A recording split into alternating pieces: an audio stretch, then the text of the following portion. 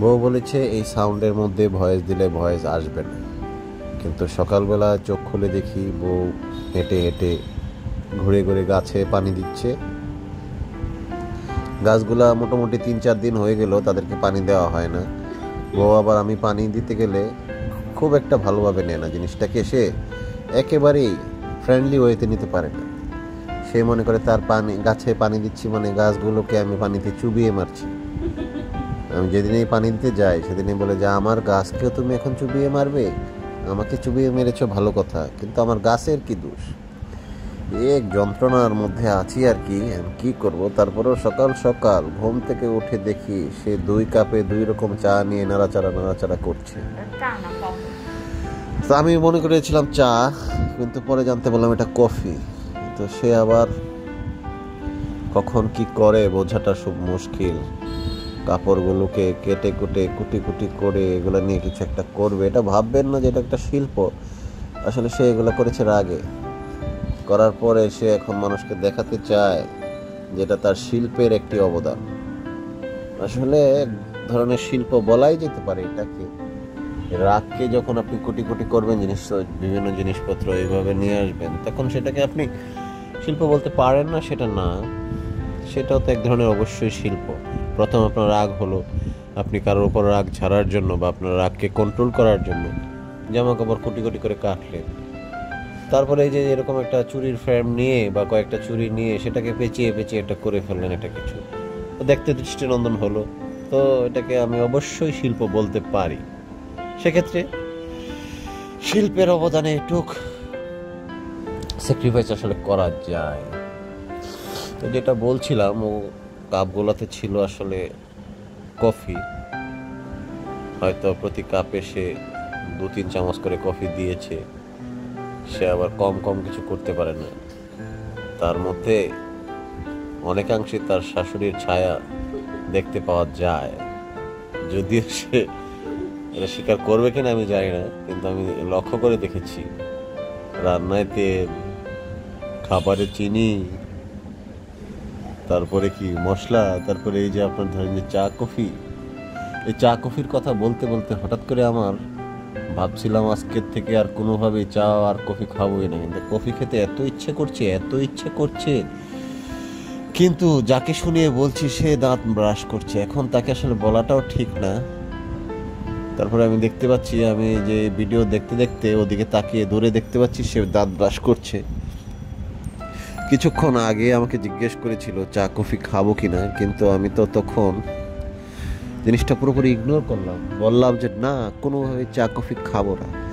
কিন্তু এই কফির কথা বলতে বলতে গিয়ে আমার হঠাৎ করে প্রচন্ড কফির ক্রেভিং হচ্ছে। আচ্ছা, সে ভাত খায়, সে আবার এই প্লেট কিনে এসেছে, অদ্ভুত একটা প্লেট। এটা আমাকে জোর জবরদস্তি করে দিন খাইয়েছে, কিন্তু তরকারি নিতে আমার জন্য খুবই সমস্যা হয়ে যায়। আমি আসলে ডালে চালে খিচুড়ি মাখায় খাওয়া লোক, আবার এই যে মানে লোক নয় আর কি, সরি, মানে 2-3 পদের তরকারি মিশে যাবে করবে এরকমভাবে খেতে পারি না। তো এই প্লেটে আসলে মিশে যায় না।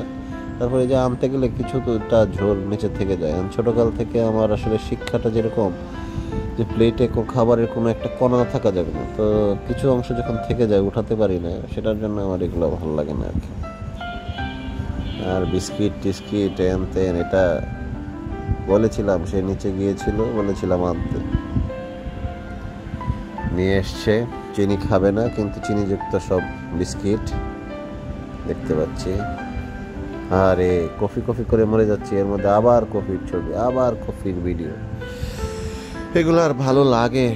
এগুলো আর ভালো তো কোনোভাবেই লাগে না। সকাল সকাল ঘুম থেকে উঠেছিলাম, ওঠার পর থেকে কফি, চা, ঘি টোস্ট। আর এক অদ্ভুত লোক, আমি তারে বারবার বলি যে ভাই টোস্ট চার সাথে খেতে হয়, যেটা হলো নর্মাল টোস্ট, মানে কোনো চিনি দেওয়া নাই বা কিছু দেওয়া নাই।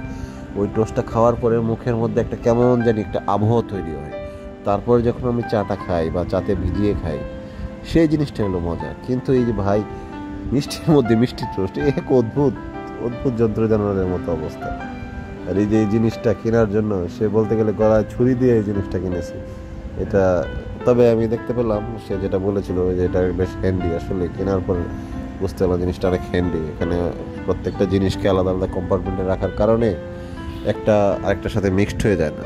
আসলে যারা একটু দেখা যায় যে কাজকর্ম করে নির্দিষ্ট নিজস্ব স্পেসে বা নিজস্ব স্পিডে, তারা আসলে এই যে জিনিসগুলোকে আলাদা আলাদা রেখে কাজ করার যে ব্যাপারটা, এটা গুছিয়ে উঠতে পারে না সবসময়।